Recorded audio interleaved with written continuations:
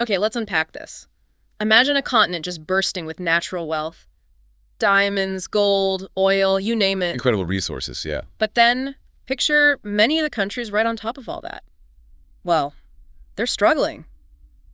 Deeply. Poverty, inequality, development just stalled out. It's a huge contradiction, isn't it? It's often called the resource curse. Exactly. Why would having so much potentially lead to worse outcomes than having less? It's a real puzzle. It is, and that's what we want to dig into in this deep dive. Right. We're looking specifically at sub-Saharan Africa, focusing on that period between, say, 1999 and 2019. Which is a time of really high commodity prices, wasn't it? A super cycle. A huge super cycle. Massive potential windfalls. So we're pulling from recent research, academic studies.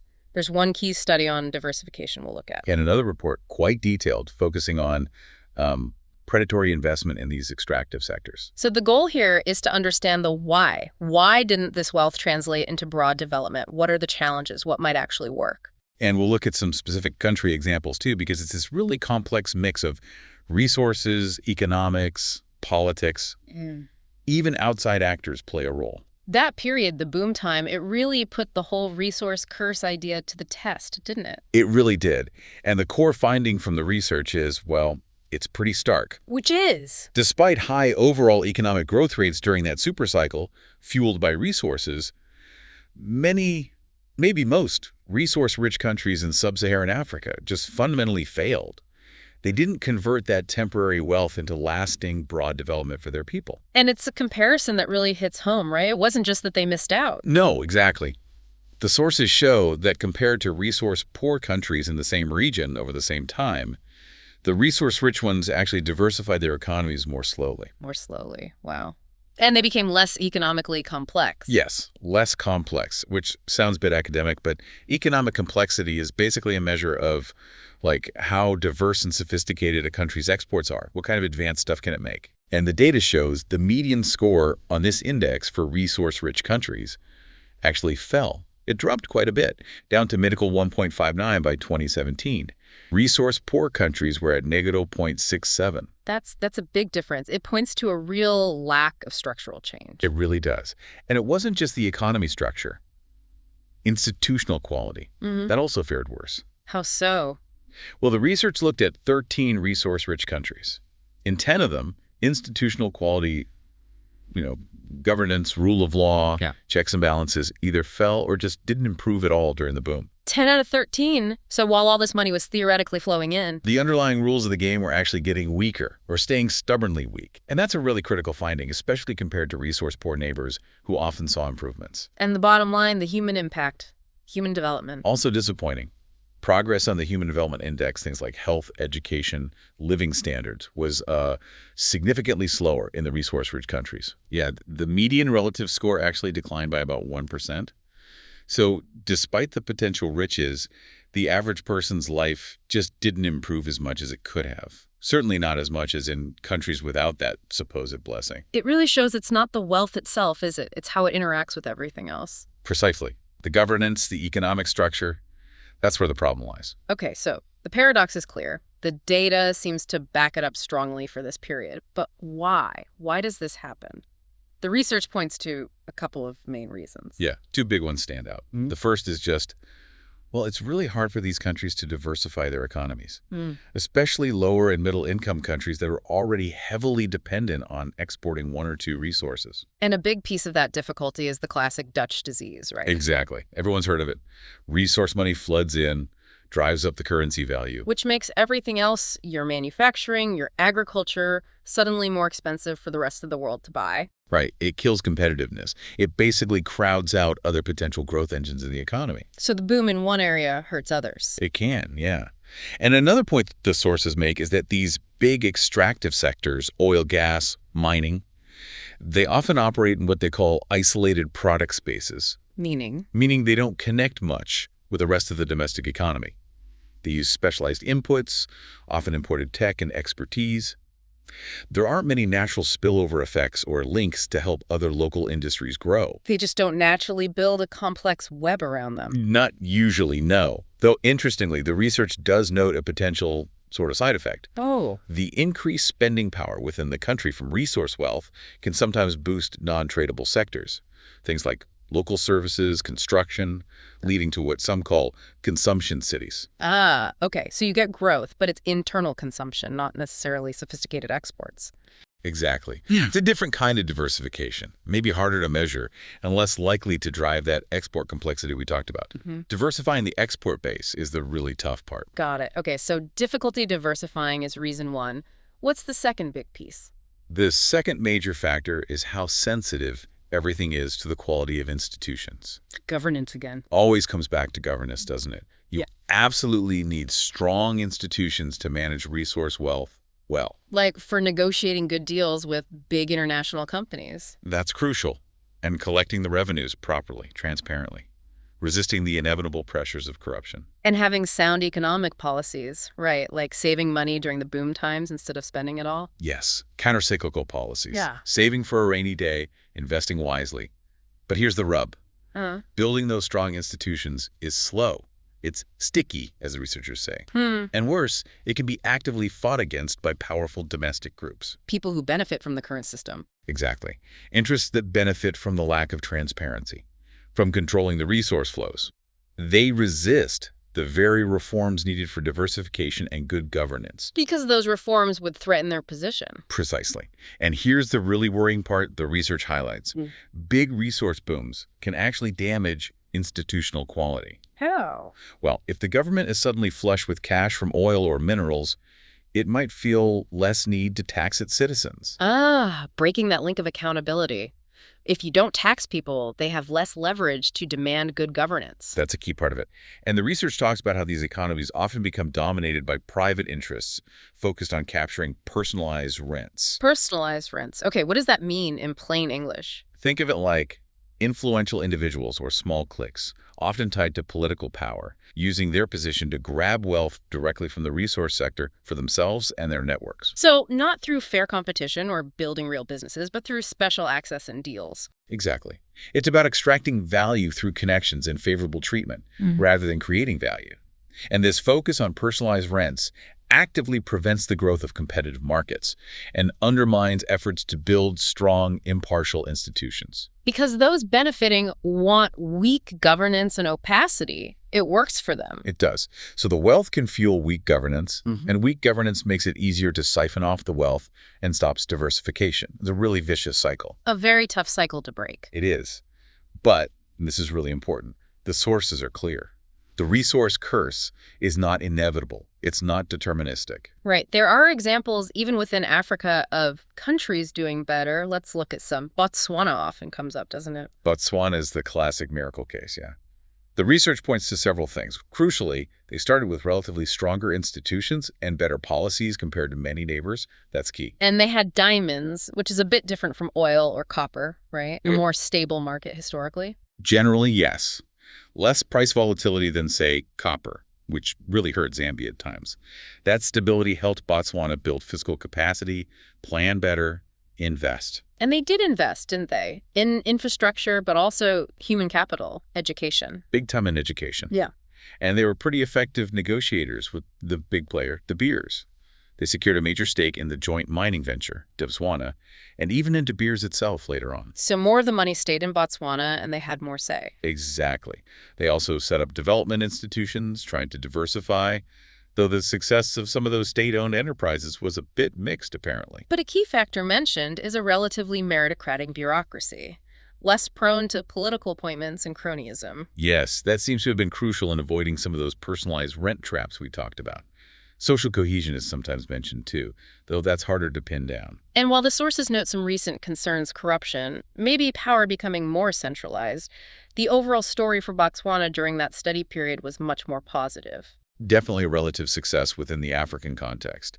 And the sources briefly nod to Norway and Australia too. Outside Africa, yeah.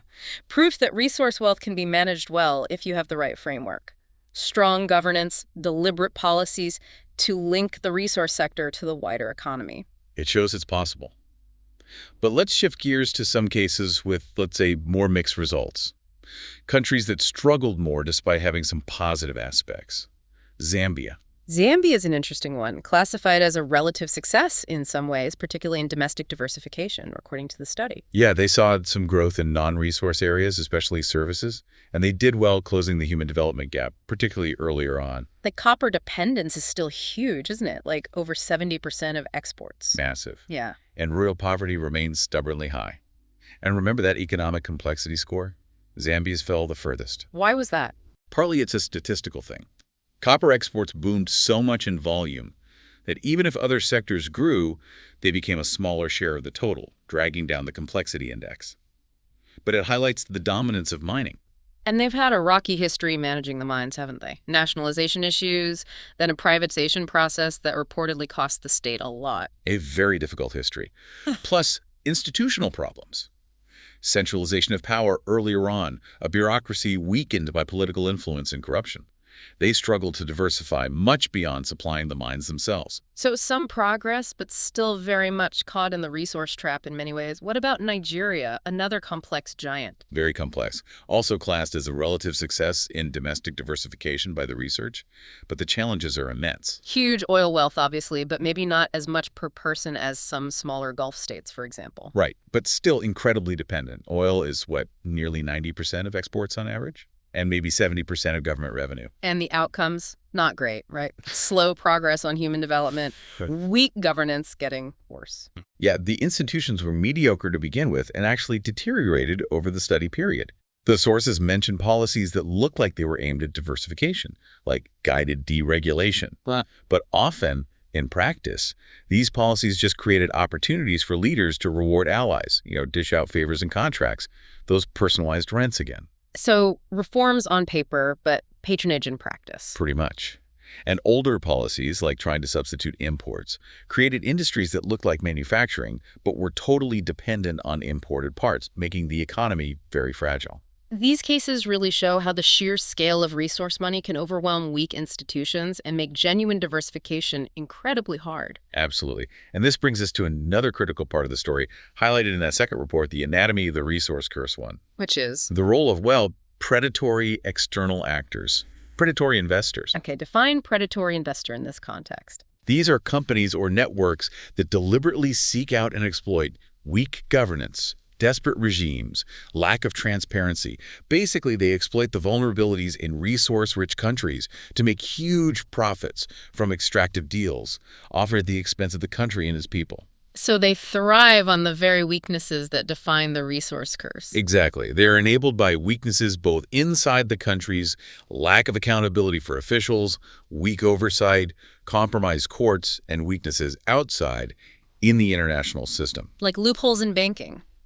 Corporate secrecy. Precisely. The report uses a network known as the Queensway Group, linked to individuals like Sam Pop, to show how this works. We don't need every detail for every country, but the mechanisms they use are really revealing. Okay, so what kind of mechanisms are we talking about? Give us an example. Well, look at Angola. One key tactic was using really opaque loan structures. Instead of the government borrowing normally, or the state oil company Sonangol, which had its own history of billions going missing, according to the report. Yeah. They used offshore shell companies, special purpose vehicles, or SPVs, often linked to Queensway as the borrowers. So the borrowing happens offshore, hidden from view. Largely, yes. These SPVs, like one called China Sonangol, which was majority Queensway owned, would borrow huge sums, often using future oil shipments as collateral. And this bypasses normal scrutiny, IMF conditions maybe. Exactly. It avoids checks and balances. The report details one $3 billion loan arranged this way. And the money, often meant for big projects like airports or housing, well, it was plagued by reports of mismanagement, massive cost overruns, delays, and corruption allegations, with suggestions that powerful officials benefited personally. Okay, so opaque finance is one tool. What else? Look at Guinea. Queensway moved in right after a coup in 2008. The report describes how they secured this absolutely staggering framework agreement. What did it give them? It allegedly gave their associated companies full exclusivity over huge parts of the economy, including all unclaimed mineral and oil concessions in the entire country. All of them. Handed over in a secret deal with a fragile junta. Essentially, yes. According to the report, it was an attempt to capture the country's entire future resource potential, even overriding concerns from the prime minister at the time. They even reportedly funded audits used to cancel contracts of existing mining companies. And trying to fight this, Yeah, It's dangerous. tragically so. The report mentions the assassination of Guinea's Treasury Director, Kaiso Boro, who was apparently investigating financial irregularities. It shows the human cost of challenging these opaque systems. Chilling.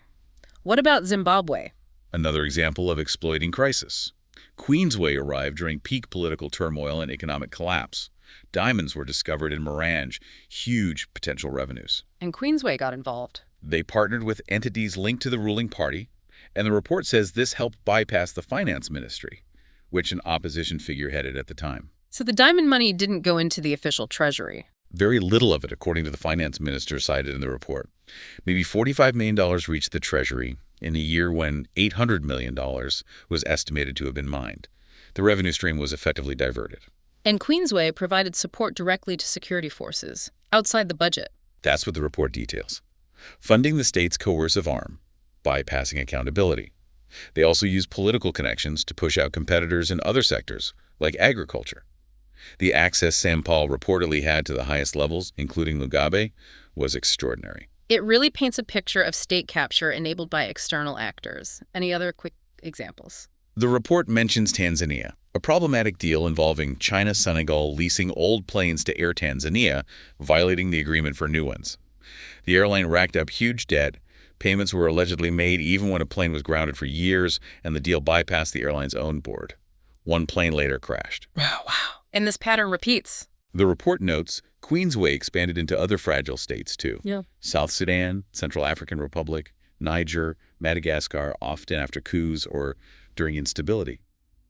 They targeted the weakest spots. It really underscores how these predatory actors are facilitated by weaknesses in the global financial system too, right? The banks, the secrecy havens. Absolutely. Weak anti-money laundering controls, banks not doing proper due diligence, especially on politically connected individuals, PTPs, or transactions using these anonymous offshore companies. It all enables this behavior. So these external players are a major part of the curse, actively exploiting and deepening the problems. There's certainly a significant factor, providing the tools for wealth extraction and undermining transparency. Okay, so we've seen the data, we've explored the why diversification difficulties, institutional weaknesses, and we've seen these stark examples of predatory behavior. Given all this, what can actually be done? Do the sources offer solutions? They do. And again, the key message is that the curse isn't inevitable. Botswana, Norway, others show that. The solutions tend to cluster in three main areas. Okay, first up. Strengthening domestic institutions. This is fundamental. Meaning more transparency, more accountability. Exactly. Making information public, who gets licenses, how much revenue is collected, where the money is spent. Citizens have a right to know, and sunlight is a good disinfectant. It deters bad behavior. And changing the process for making deals. Yes, the sources suggest separating negotiation from approval. Let officials negotiate the technical details, but give the national legislature, representing the people, the final say on approving major resource contracts. Makes sense. What else? Requiring officials involved in these deals to declare their assets. Making state-owned resource companies properly accountable, run commercially, not as political slush funds. Investing revenues wisely for the long term, smoothing out the spending to avoid booms and busts. And encouraging genuine private sector growth outside the resource bubble. But the sources also warn about cosmetic reforms. Yeah, be wary of reforms that look good on paper but don't change the reality on the ground. External partners need to look beyond the surface. Okay, so strengthening things at home is number one. What's number two? Improving oversight of the companies involved, particularly the international ones. How? Things like mandatory disclosure of payments made to foreign governments by companies listed on major stock exchanges. Project-by-project reporting so you can see where the money is going. More transparency from the corporate side, too. Yes. And pushing for higher standards, environmental, social, human rights for extractive companies, and trying to get those standards adopted globally, leveling the playing field upwards. Plus, tackling those systemic issues that let predatory actors thrive. Right. And the third area? Targeting the financial system loopholes. The banks. The secrecy jurisdictions. Where the money gets moved and hidden. Exactly. Banks need much stronger and more strictly enforced rules for checking out their customers' due diligence, especially for those politically exposed persons, the PEPs, who are higher risk. And transactions involving shell companies in tax havens. Those need intense scrutiny, And the report makes a really interesting point about accountability within the banks. Which is? Instead of just slapping the bank with a huge fine when things go wrong, like the HSBC case, where the institution paid billions but executives weren't prosecuted, the idea is to hold specific senior individuals within the banks personally accountable for compliance failures. So real consequences for the people in charge, not just a cost of doing business for the bank. That's the idea, to change the incentives and make preventing illicit flows a personal responsibility. Of course, putting all this into practice, it's not easy, is it? The sources acknowledge huge challenges. Absolutely huge. Domestically, you have powerful elites who benefit from the status quo, from those personalized rents and the patronage systems. They'll resist change. Any diversification strategy has to be politically smart. It has to understand who wins and who loses from reform. And trying to hold powerful international networks and corrupt officials accountable when the rule of law is weak. It's incredibly difficult and dangerous. Extremely difficult. The report mentions the pessimism of some investigators on the ground, highlighting how hard it is to get justice. The research also points to areas needing more work, right? Like better ways to measure domestic economies, understanding regional factors. Yeah, there's always more to learn about the nuances. Okay, so wrapping up this deep dive. The resource purse in sub-Saharan Africa during that boom period, it really wasn't just bad luck or about the resources themselves. No, it's this tangled web of governance failures, weak institutions, the real difficulty of economic transformation, and, importantly, external actors exploiting those weaknesses through a global financial system that allows too much opacity. And we have to remember the human cost. This isn't just abstract economics talk. Not at all. It's about real lives, human development held back, poverty entrenched, corruption fueled, often underpinning repression against citizens who should be the rightful owners and beneficiaries of this wealth. It really leaves you thinking, doesn't it?